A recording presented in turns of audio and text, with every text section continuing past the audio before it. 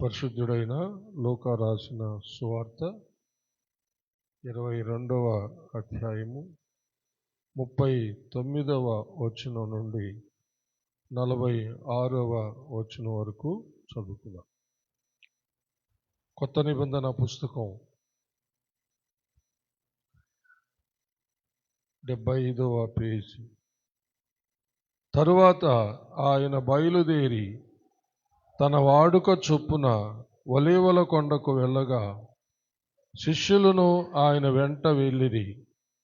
ఆ చోటు చేరి లేచి ప్రార్థన చేయుడని వారితో చెప్పిన ఒక మాట ఏమిటంటే అవసరం, ఎంతో అవసరము అనేది మనకు అర్థమవుతుంది. దయగలిగిన దేవుడు, ప్రేమగల దేవుడు మన బలహీనతలను ఎరిగి ఆయనే మనలను లేపుతున్నాడు. ఆయన మనల్ని లేపినప్పుడు మనం వెంటనే మేల్కోవాలి, లేయాలి, లేచి ప్రార్థన చేసుకోవాలి. దేవుడైతే ఆయన చేసేది ఆయన చేస్తూనే ఉన్నాడు అనమాట. చాలాసార్లు చెప్పాను మీకు, దేవుని వైపు నుండి అంత కరెక్ట్గా ఉంటుంది అనమాట. మన వైపు నుండే అనేక వంకర్ టింకర్లు అనమాట. మన యొక్క దేవునికి మనకున్నటువంటి మన వైపు నుండి మనము ఆయన వెంబడించే విషయాల్లో అది కరెక్ట్గా ఉండడం లేదనమాట. అలాగని మనల్ని వదిలిపెట్టడం లేదు. దేవుడు మనలను కరెక్ట్గా చేయడానికే ఆయన సంఘానికి అపోస్తులని, ప్రవక్తల్ని, సువార్థికుల్ని, కాపరుల్ని, బోధకుల్ని ఇచ్చాడు. హల్లెలూయా. ఎందుకు? ఆ కరెక్ట్ చేయడానికే. ఆయన వైపు నుంచి కరెక్ట్గా ఉంది, మన వైపు నుంచి కూడా కరెక్ట్గా సంబంధము ఏర్పడాలన్నమాట.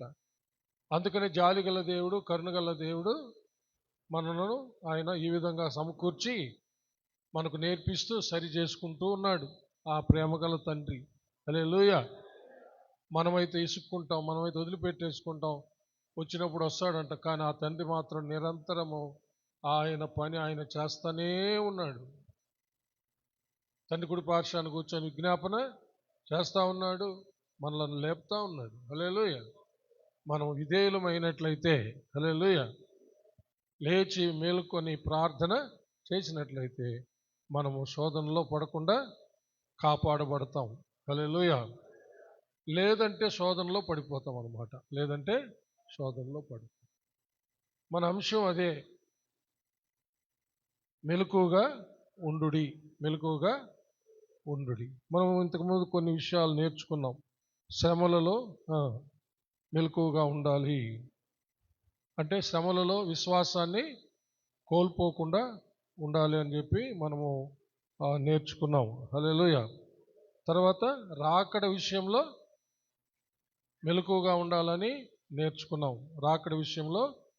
మెలకువగా ఉండాలని. ఈరోజు మనం నేర్చుకోబోతున్నది ఏంటంటే, శోధనలో పడకుండా మెలకువగా ఉండి ప్రార్థన చేయడం.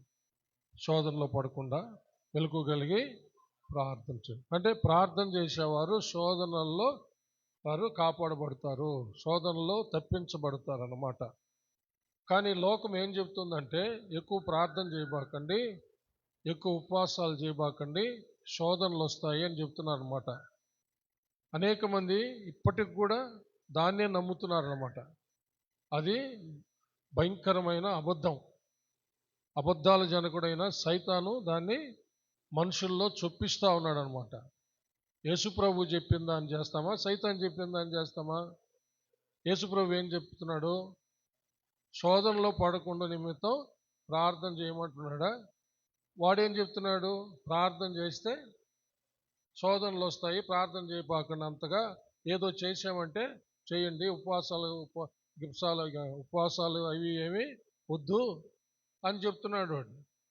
అంత ఎక్కువ ప్రార్థన చేయాల్సిన పని లేదు అని. బైబిల్లో ఎన్ని దగ్గరలో రాయబడింది ఎక్కువగా ప్రార్థన చేయాలి. హిజ్కియా రాజు సన్హెరీబు రాసిన లెటర్ వచ్చినప్పుడు యెషయా ప్రవక్తకి పంపించి ఏం చెప్పాడు? ఎక్కువగా ప్రార్థన చేయమన్నా. ఆ మాటలు ఎప్పుడు మర్చిపోకూడదు మనం. యెషయా గ్రంథంలోకి రండి ఒకసారి. 37వ అధ్యాయము మొదటి నుంచి చదువుతాం. హిజ్కియా విని తన బట్టలు చింపుకొని గోనె పట్ట కట్టుకొని యెహోవా మందిరమునకు పోయి గృహ నిర్వాహకుడగు ఎల్యాకీమును శాస్త్రియగు షబ్నాను యాజకులలో పెద్దలను ఆమోజు కుమారుడును ప్రవక్తయునైన యెషయా యొద్దకు పంపెను. వీరు గోనె పట్ట కట్టుకుని వారై అతని యొద్దకు వచ్చి అతనితో ఇట్లనిది, హిజ్కియా సెలవిచ్చినదేమనగా, ఈ దినము శ్రమయు శిక్షయు దూషణయు గల దినము. పిల్లలు పుట్టవచ్చురు గాని కనుటకు శక్తి చాలదు. జీవము గల దేవుని దూషించుటకై అశ్షూరు రాజైన తన యజమానుని చేత పంపబడిన రబ్షాకే పలికిన మాటలు నీ దేవుడైన యెహోవా ఒకవేళ ఆలకించి నీ దేవుడైన యెహోవాకు వినబడి ఉన్న ఆ మాటలను బట్టి ఆయన అశ్షూరు రాజును గద్దించునేమో. కాబట్టి నిలిచిన శేషము కొరకు నీవు హెచ్చుగా ప్రార్థన చేయము. ఉందా? అండర్లైన్ చేసుకోండి. నోట్స్లు రాసుకునే వాళ్ళు రాసుకోండి. ఉందా? హెచ్చుగానే ఉందా లేదా? మీ బైబిల్ అండర్లైన్ చేసుకోండి. నీవు హెచ్చుగా ప్రార్థన చేయము. అలాగని యెషయా ప్రవక్తకి రిక్వెస్ట్ చేసి హిజ్కియా రాజు ఏమైనా నిద్రపోతున్నాడా? హలో, యెషయా ప్రవక్తకి ఎక్కువగా ప్రార్థన చేయమని చెప్పి హిజ్కియా రాజు పోయి గమ్ముగా నిద్రపోలా. హిజ్కియా రాజు కూడా ఏం చేశాడు? సన్హెరీబు రాసిన లెటర్ తీసుకొని ఆలయానికి వెళ్ళి దేవుని సన్నిధిలో పరిచి ఆయన ప్రార్థన చేస్తూ ఉన్నాడు. యెషయా ప్రవక్త చేస్తూ ఉన్నాడు, రాజు చేస్తూ ఉన్నారు. ఇద్దరు ప్రార్థనలు ఏకమైపోయాయి. ఇద్దరు భూమి మీద ఏకీవించి దేనినైనా దేవుడు తండ్రిని అడిగినప్పుడు అది అనుగ్రహించబడుతుందని ప్రభు వాగ్దానం చేశాడు. అదే జరిగింది, అంతే. హల్లెలూయా. ఘనమైనటువంటి విజయం, ఘనమైన విడుదల వాళ్ళు పొందుకున్నారు. చప్పలు కొట్టి దేవుణ్ణి మహిమ పరుస్తాము. కాబట్టి చెప్పండి, యేసయ్య చెప్పింది చేస్తామా? సైతాన్ చెప్పేది చేస్తామా? యేసయ్య ఏర్పరిచిన బోధకులు చెప్పేది చేస్తామా? సాతాను మనుషులు చెప్పేది చేస్తామా? అనేక మంది మనుషులు చెప్పేది చేస్తున్నారు కానీ యేసయ్య చెప్పింది చేయడంలే. స్ట్రిక్ట్గా చెప్తున్నా, యేసయ్య చెప్పింది ఏంటంటే, శోధనలో పడకుండా ఉండాలంటే నువ్వు మెలుకోగలిగి ప్రార్థన చేయాలి. ఎక్కువ శోధనలు ఉన్నాయంటే హెచ్చుగా, సమస్య పెద్దదంటే ఎక్కువగా ప్రార్థన చేయాల్సిందే సమస్య పోయేదాకా. ఒకరికి ప్రార్థన చీటి రాసి ఇచ్చేసి వాళ్ళు చేసుకుంటున్నారు అని చెప్పి మనం పోయి మత్తుగా తిని తాగి నిద్రపోకూడదు. ఇక్కడ సంఘం ప్రార్థన చేస్తుంటుంది, అక్కడ గుడికొచ్చే అవకాశం లేక కొంతమంది స్లిప్స్ పంపిస్తారు ప్రార్థన చేయమని. గుడిలో చేస్తూ ఉంటాం, వాళ్ళు పోయి హ్యాపీగా తిని నిద్రపోతుంటారు. అట్లా కాదు. హిజ్కియా రాజు అట్లా చేయలే. యెషయా ప్రవక్తకు చెప్పి పంపించి తను కూడా దేవాలయానికి వెళ్ళాడు. హల్లెలూయా. ఇందాక మనం ఆరాధన మెసేజ్లో విన్నాం, యెహోవా రెక్కల కిందకి నువ్వు వచ్చావని బోయేజు రూతుతో అన్నాడు. హల్లెలూయా. ఏమన్నాడు బోయేజు రూతుతో? యెహోవా రెక్కల కిందకు వచ్చావు నువ్వు, మోయాబు నుంచి నువ్వు యెహోవా రెక్కల కిందకు వచ్చావు. ఈ లోకం అనే మోయాబులో నుంచి మనము ఇప్పుడు మన దేవుడైన యేసయ్య రెక్కల కింద ఉన్నాం. ఆయన రెక్కలే మనకు ఆరోగ్యము కలుగజేసేది. చప్పలు కొట్టి దేవుడిని మహిమ పెడదాం. మలాకి గ్రంథం 4వ అధ్యాయం 2వ వచనం చదువుదాం.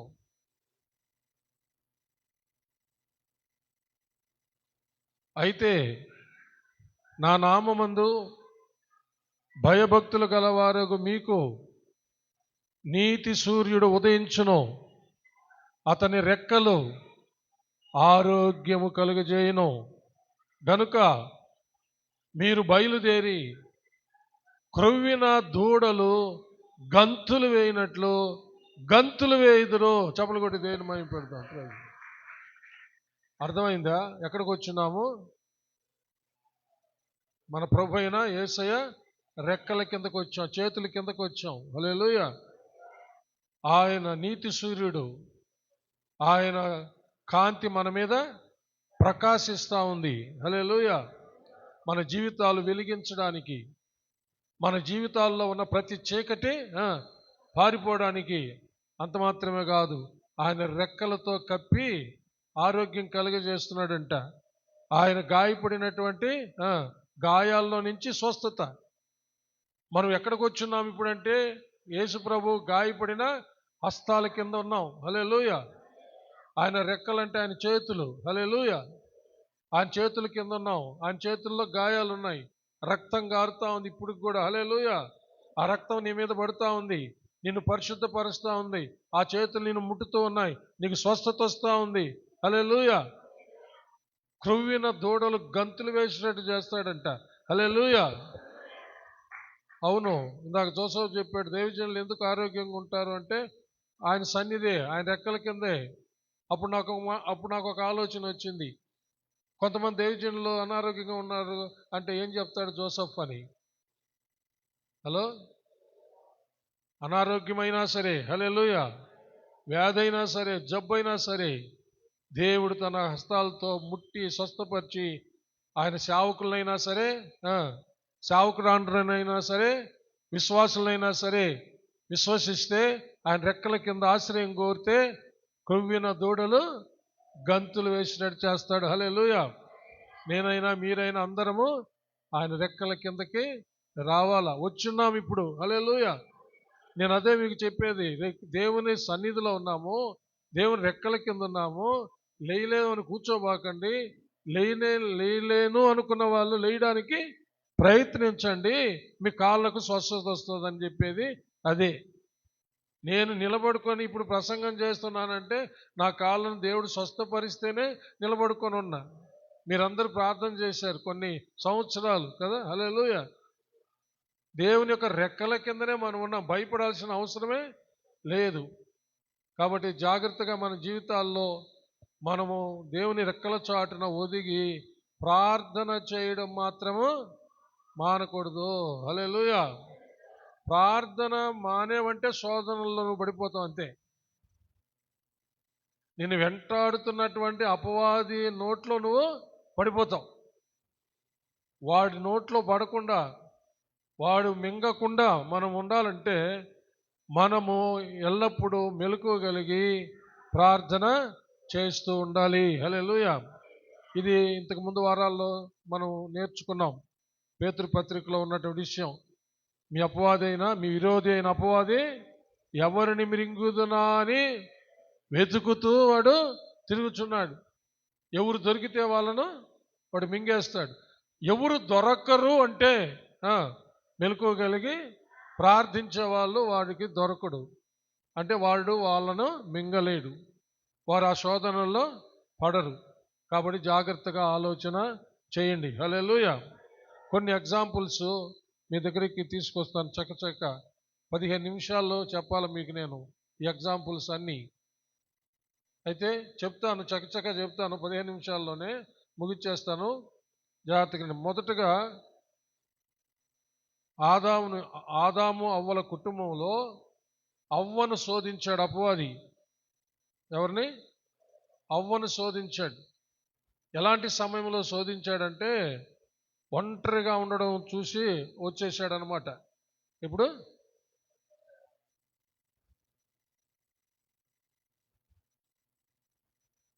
ఒంటరిగా ఉన్నప్పుడు వచ్చాడండి. జాగ్రత్త. ఎప్పుడు ఒంటరిగా ఉండే ఆలోచనలు చేయబాకండి. అటా పోయి మిద్ది మీద కూర్చొని ఒంటరిగా, అటా పోయి వరండాలో కూర్చొని ఒంటరిగా అలాంటి ప్రయత్నాలు చేయబాకండి. ఒకవేళ ఒంటరిగా ఉంటే ప్రార్థన చేయాలంతే. హల్లెలూయా. చప్పలు కొట్టి దేవుని మహిమ పెడతాం. ఒంటరిగా ఉంటే ఏం చేయాలా? ఒంటరిగా ఉండి ఎవరు లేరని చెప్పి సెల్ ఫోన్ చూస్తున్నా సరే, ఆ సెల్ ఫోన్లో వచ్చే వాటి ద్వారా సైతాన్ వచ్చేస్తాడు అంతే. ఒంటరిగా ఉండి నువ్వేం చేస్తున్నా సరే, ఒక చెడు చూస్తున్నావు అనుకో, ఆ చెడు నీలోకి వచ్చేస్తుంది. ఒక దెయ్యాన్ని గురించి చూస్తున్నావు అనుకో, ఆ దెయ్యం నీలోకి వచ్చేస్తుంది.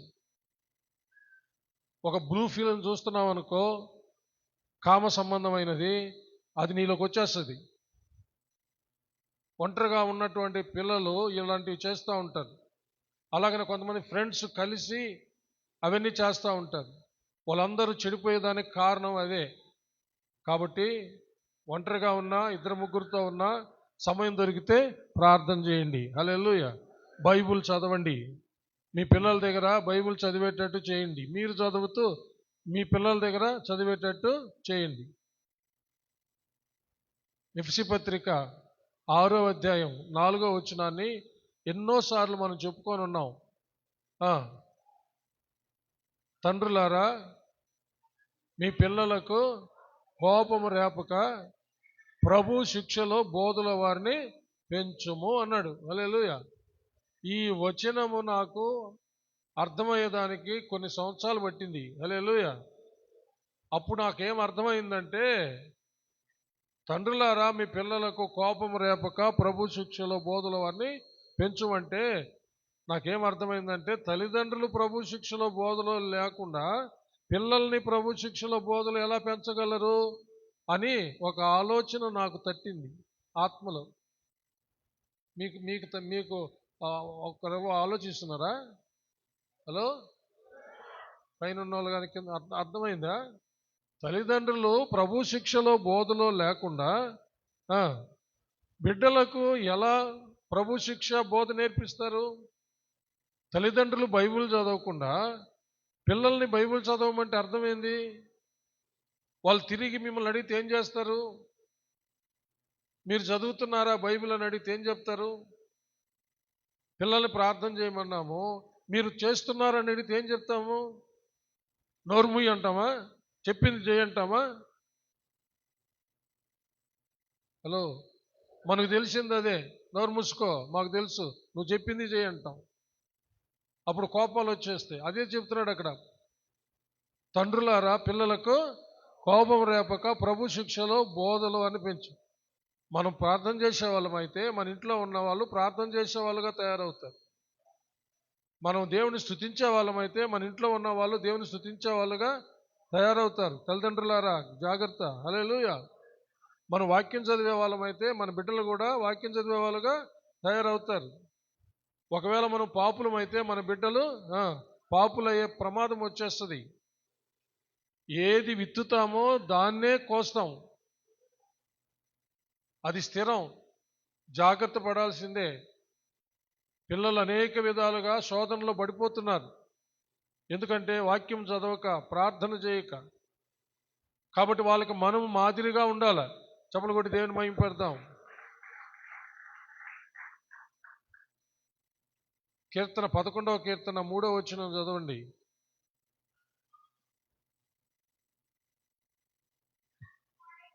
పునాదులు పాడైపోగా నీతిమంతులు ఏం చేయగలరు? చూడండి ఏమని రాయబడింది. పునాదులు పాడవుగా నీతిమంతులు ఏం చేయగలరు అని ప్రశ్నిస్తున్నాడు. తల్లిదండ్రులు పునాదులు లాంటి వాళ్ళు. ఒక ఇంటికి, వాళ్ళ కుటుంబానికి తల్లిదండ్రులు పునాదులు లాంటి వాళ్ళు. సంఘానికి పాస్టమ్మ పునాదులు లాంటి వాళ్ళు. యేసయ్య అనేటటువంటి పునాది మీద మనమందరం కట్టబడుతూ ఉన్నాం. హల్లెలూయా. కాబట్టి మనం గట్టి పునాదులుగా ఉండాలి. మనం పాడైపోతే ఇల్లు నిలవదు. ఇంటికి పునాదులు పాడైపోతే ఇల్లు ఎట్ట కూలిపోతుందో, తల్లిదండ్రులు కనుక సరిగా లేకపోతే ఆ కుటుంబము కూలిపోతుంది, స్పాయిల్ అయిపోతుంది, శిథిలమైపోతుంది. కాబట్టి తల్లిదండ్రులు చాలా జాగ్రత్తగా ఉండాలి. ఈ విషయాల్లోనే కాదు, వాక్యం చదివే విషయం, ప్రార్థన చేయడం, ఉపవాసము, దేవుని సన్నిధికి వచ్చే విషయాల్లోనే కాదు, దురలవాట్లు కూడా చాలా జాగ్రత్తగా వాటి నుంచి సంపూర్ణంగా విడుదల కలిగిన వాళ్ళుగా మీ బిడ్డలు, మన బిడ్డలు చూడాలి. ఒకవేళ తాగుబోతు తండ్రి అయితే మా నాయన తాగుబోతానని మానేశాడు అని బిడ్డలు చూడాలి, బిడ్డలు చెప్పగలగాలి. ఒకవేళ ఎవరైనా వ్యభిచారంలో ఉంటే, ఒకప్పుడు నా భర్త వ్యభిచారం చేసేవాడు, నాకు ద్రోహం చేశాడు, ఇప్పుడు నా భర్త మారిపోయాడు, నన్ను బాగా చూసుకుంటున్నాడని చెప్పగలగాలి.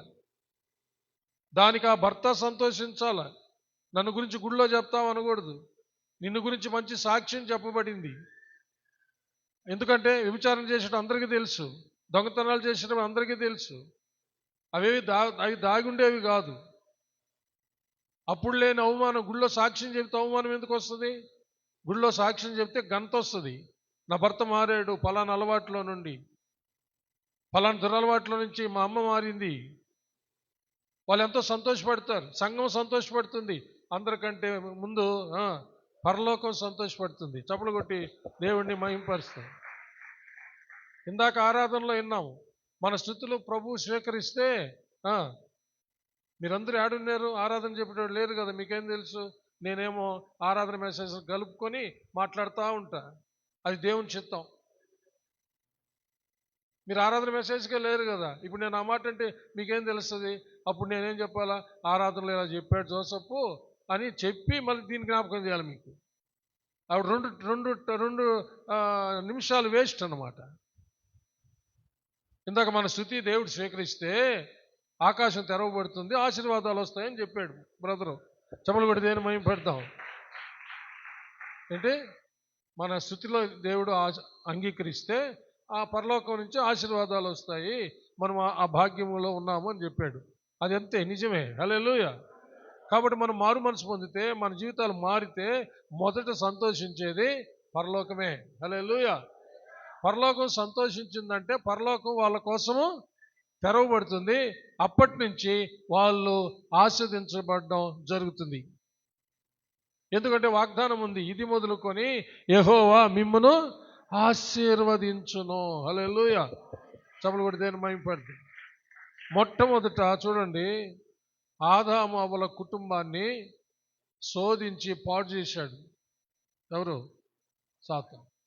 ఎట్ట చేశాడు? ఒంటరిగా ఉన్నప్పుడు అవ్వను అటాక్ చేశాడు. జాగ్రత్త, ఎవ్వరు ఒంటరిగా ఉండొద్దు. ఒంటరిగా ఉంటే ప్రార్థన చేయండి అంతే. ఒంటరిగా ఉండి సమయం దొరికిందని ప్రార్థన చేయి. అటా పోయిస్తాను, తోటలకు పోయిస్తాను, అట్ట పోయిస్తాను, ఇటు పోయిస్తాను అని చెప్పి ఒక్కడే వెళ్ళి ఎక్కడో కూర్చొని నీ సొంత ఆలోచనలు చేసావంటే మాత్రం చాలా డేంజరస్ ప్లేస్లో ఉన్నావని నేను చెప్తున్నా. అది ప్రమాదకరమైన స్థలం. అలాగ కూర్చున్నటువంటి, అది ఇంట్లోనైనా సరే బయటైనా సరే, ఏకాంతంగా చెడును గురించి ఆలోచిస్తూ, చెడు చూస్తూ, చెడు వింటూ, చూడకూడనివి చూస్తూ ఉంటే అది ప్రమాదకరమైన పరిస్థితి. అప్పుడే సైతాను నిన్ను శోధించడం ప్రారంభిస్తాడు. నువ్వు ఒంటరిగా ఉన్నప్పుడు ఆడికొస్తాడు. చూడు, ఇంకా చూడు, ఇంకా చూడు, ఇంకా చూడు, ఇంకా చూడు.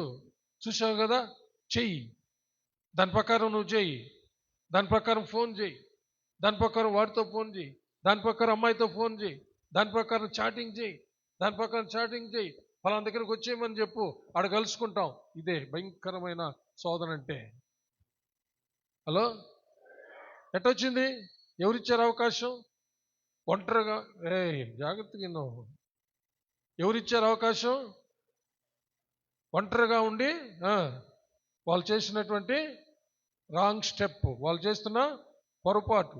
ఒంటరిగా ఉండి దేవుని స్తుతించడమో ప్రార్థన చేయడమో చేయకుండా, హల్లెలూయా, ఏం చేస్తున్నారు? సెల్ ఫోన్ ఆన్ చేశారు, చెడు చూస్తూ ఉన్నారు, చెడు వింటున్నారు, ఆ సెక్సువల్ థింగ్స్ చూస్తూ ఉన్నారు. ఆ భయంకరమైనటువంటివి చూస్తున్నప్పుడు సైతాన్ వచ్చేసాడు, ఇంకా రెచ్చగొడుతున్నారు అనమాట. ఇదే టెంప్టేషన్ అంటే. శోధన అంటే ఇంగ్లీష్లో ఉన్న మాట ఏంటంటే టెంప్టేషన్ అని ఉంది. అంటే నిన్ను టెంప్ట్ చేసి నువ్వు చేయకూడనివన్నీ చేయిస్తాడనమాట వాడు. అందుకనే వాడు రాకూడదు నీ దగ్గరికి. ఒకవేళ చూస్తూ ఉన్నాడు, ఒక నలుగురు కలిసి తాగుతూ ఉన్నారు, ఆ యొక్క వీడియో క్లిప్లో అప్పుడే మానేసి ఉంటాడు, అందరూ సంతోషిస్తున్నాం. ఆ వీడియో క్లిప్ చూస్తూ ఉన్నాడు తాగుబోతులు, వెంటనే దాన్ని తీసేస్తే శోధన రాదు. చూస్తూ ఉన్నాడు, వెంటనే వస్తాడు అనమాట. కానీ నువ్వు కూడా తాగు, పిలువు, నీ ఫ్రెండ్స్ని పిలువు, అందరూ కలిసి ఎంజాయ్ చేయండి అంటాడు అనమాట. జాగ్రత్త, ఏమంటే చూడకూడదు, ఏదంటే అది వినకూడదు, ఏదంటే అది మాట్లాడకూడదు, ఎక్కడ కూడా ఒక్కరుగా ఉండకూడదు. ఒక్కరుగా ఉంటే ప్రార్థన చేయాల, కలిస్తే పరిశుద్ధులతో కలవాల, ప్రార్థించే వాళ్ళతో కలవాల, అందరూ కలిసి ప్రార్థించాలి. నీ ఒంటరి బ్రతుకు నీ జీవితాన్ని స్పాయిల్ చేసేస్తుంది. నువ్వు ఎందుకు ఒంటరిగా ఉంటున్నావు? చాలామంది చెప్తా ఉంటారు, నేను ఒక్కదాన్ని చదువుతున్నానని. 2-3 కలిసి చదవండి. హల్లెలూయా. బజారుకి వెళ్తున్నారు, 2 కలిసి వెళ్ళండి. హలో, అవుట్ సైడ్ వెళ్తున్నారు, 2 కలిసి వెళ్ళండి. హల్లెలూయా. ప్రభువు చెప్పాడు సువార్త ప్రకటించడానికి. ఒకడిని పంపించాడు, 2 పంపించాడా? చెప్పండి అయ్యా, చెప్పండి, తెలుసుకోవాలి ఇవన్నీ. 2 పంపించాడు. హలో, మొన్ననే మన పాస్టమ్మని బతిలాడా. ఆ రోజులు 2 పోయాం కదా, రాత్రి 12 గంటల దాకా సువార్త చేసి హౌస్లు విజిట్ చేసి, నువ్వేమో విజిటింగ్కి రానంటున్నావు, నేను ఒక్కడనే పోలేకపోతున్నానని. ఎందుకంటే హౌస్ విజిటింగ్ వెళ్ళేటప్పుడు కూడా 2 పోవాలా, ముఖ్యంగా పాస్టమ్ పోవాలా. హలో, ఎందుకు ఏర్పాటు చేశాడు? శోధనలో పడకుండా జాగ్రత్త. ఇవన్నీ మన జీవితాల్లో చాలా ప్రమాదకరమైన ఎలిమెంట్గా తయారైంది సెల్ ఫోను. పెద్దోళ్ళు కూడా, ముసలోళ్ళు కూడా పడిపోతున్నారు, స్పాయిల్ అయిపోతున్నారు అంతే. కాబట్టి అవ్వ ఒంటరిగా కనబడింది, సర్పంలో దొరబడ్డాడు, శోధించడం మొదలుపెట్టాడు. అది 3వ అధ్యాయము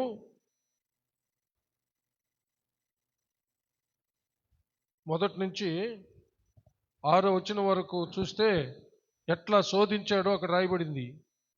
దేవుడైన యెహోవా చేసిన సమస్త భూజంతువులలో సర్పము యుక్తిగలదై ఉండెను.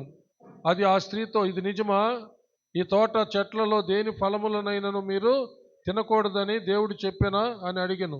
అందుకు స్త్రీ, ఈ తోట చెట్ల ఫలములను మేము తినవచ్చును, అయితే తోట మధ్యనున్న చెట్టు ఫలములను గూర్చి దేవుడు మీరు చావకుండానట్లు వాటిని తినకూడదనియు వాటిని ముట్టకూడదని చెప్పినని సర్పంతో అనెను.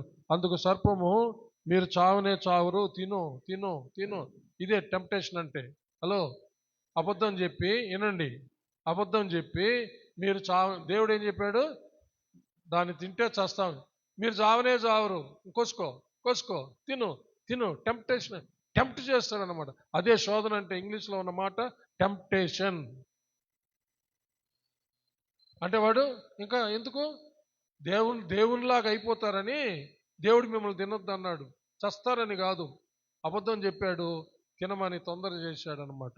శోధన తీసుకొని అది చూస్తే అంట కన్నులకు చాలా రమ్యంగా ఉందంట, ఆహారానికి చాలా ఆహారానికి యోగ్యంగా ఉందంట, జ్ఞానం తెచ్చే విధంగా ఉందంట.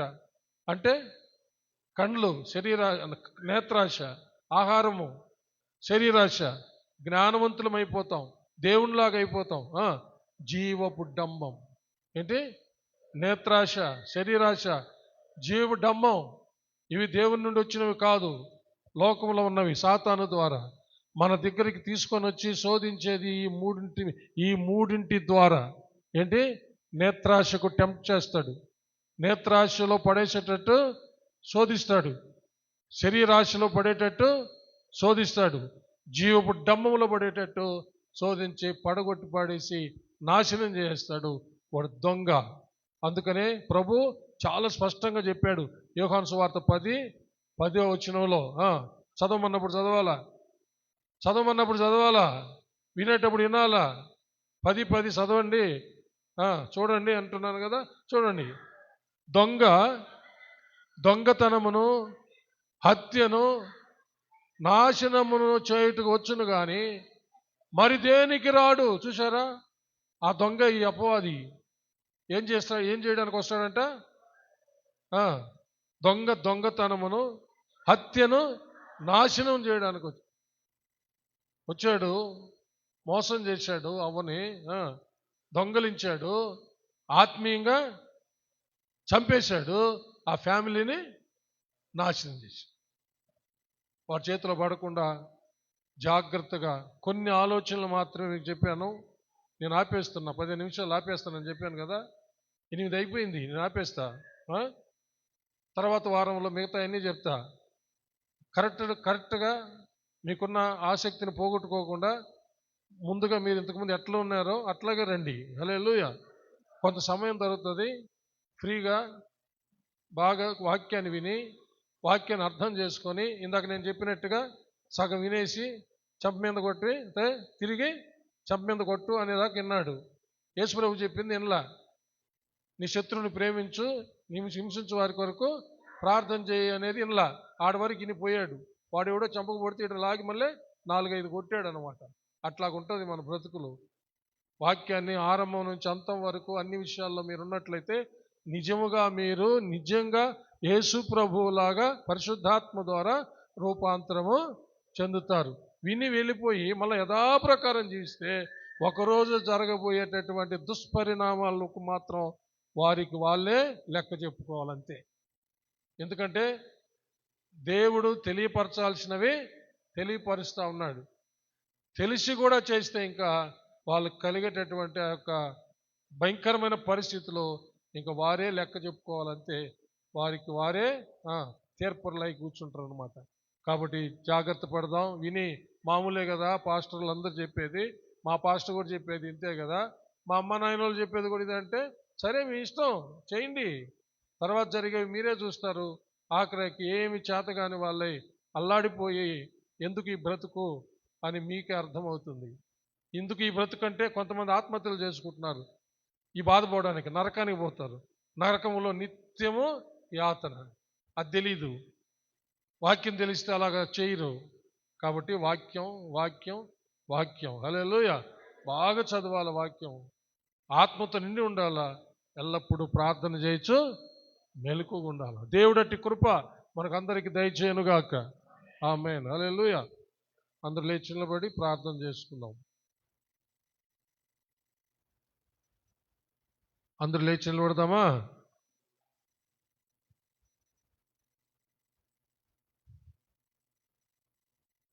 ఒక మంచి తీర్మానం తీసుకొని పోదాం. హల్లెలూయా. మన మంచి అలవాట్లు పోగొట్టుకోకూడదు. మంచి అలవాట్లు ఇంకా ఇంకా షార్ప్ చేసుకోవాలి. మనం గడ్డి కోసేటప్పుడు, వరి కోతలు కోసేటప్పుడు, చెట్లు నరికేటప్పుడు కొడవల్ని మనము వాడుతూ ఉంటాం. పని చేసే కొద్ది అది పొదునెక్కుతూ ఉంటుంది అంతే. గొడ్డల్ని నరకుతూ ఉంటే అది పొదునెక్కుతూ ఉంటుంది. పని చేసేటటువంటి ఆ పనిమిట్టు పని చేస్తూ ఉంటేనే అది షార్ప్ అవుతూ ఉంటుంది. మనకందరికీ తెలుసు అది. ఎప్పుడైనా ఒక సంవత్సరం పాటు వరికోత లేదు అంటే కొడవలన్నీ మూలబడి ఉంటాయి. వరికోత వచ్చిందంటే అప్పుడు ఎత్తుకోపోతాం కొలిమి కాడికి. అప్పుడు ఆ కొలిమి అయిన వాటిని మళ్ళీ కక్కు పెట్టిస్తే వరికోత కోసుకుంటాం, గడ్డి కోసుకుంటాం. మనకందరికీ తెలిసిందే. ఇది అట్లా కాదు. ఇది అనుదినము మనము పని చేస్తూ ఉన్నాం. మనం ఎప్పుడు షార్ప్గా ఉండాలి. చెమలు కొట్టి దేవుని మహిమ పెడతాం. ఎప్పుడు పొదును కలిగిన వాళ్ళుగానే ఉండాలి. ఎప్పుడు రోషం కలిగిన వాళ్ళుగానే ఉండాలి ప్రభువునందు. హల్లెలూయా. ప్రార్థించుకుందాం. మహాపరిశుద్ధుడు అయిన మా ప్రియ పరలోకపు తండ్రి, మీకు స్తోత్రములు. మా జీవితాల్లో ప్రభువా మేము ఈ శోధనలో పడకుండా ఎల్లప్పుడూ మెలకువగలిగి ప్రార్థిస్తుండడానికి కృప దయచేయు నాయన. అనుదినం వాక్యం చదువుతూ, అనుదినం ప్రార్థిస్తూ, మీ ఆత్మ నడిపింపు ప్రకారం చక్కగా మేము ఆయన ఆత్మపూర్ణులమై ఆయన ముందుకు సాగిపోవడానికి సాయం దయచేయండి. ఒంటరితనం ఎంత భయంకరమో, అది ఎంత ప్రమాదమో, దుష్టుడు శోధించేటటువంటి భయంకరమైన పరిస్థితి అని తెలుసుకున్నాం ప్రభా.